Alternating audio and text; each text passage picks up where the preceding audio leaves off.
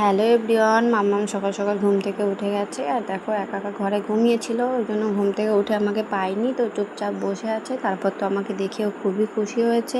বাচ্চা মানুষ ঘুম থেকে উঠে তো যদি পাশে কাউকে না দেখে অবশ্যই চুপচাপই থাকে, তো আমাকে পেয়ে খুবই খুশি হয়েছে। আমি তো বাইরে কাজ করছিলাম, ঘরে এসে দেখিও উঠে গেছে। তারপর তোর হাত মুখ ধুয়ে ওকে আমি একটু রেডি করে দিয়েছি।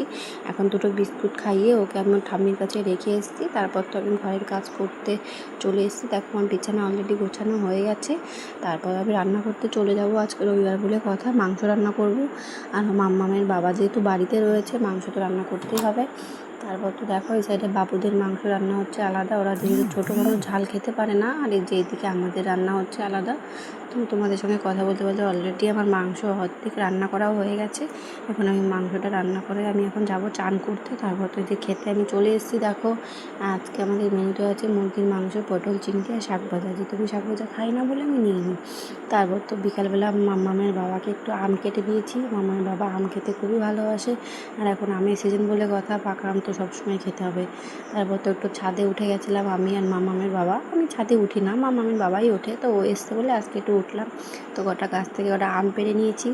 তারপর তো সন্ধ্যাবেলা মাম্মামকে একটা ড্রাগন ফল কেটে দিয়েছি। ওর বড় ঠাম্মি ওর জন্য ড্রাগন ফল পাঠিয়েছিল।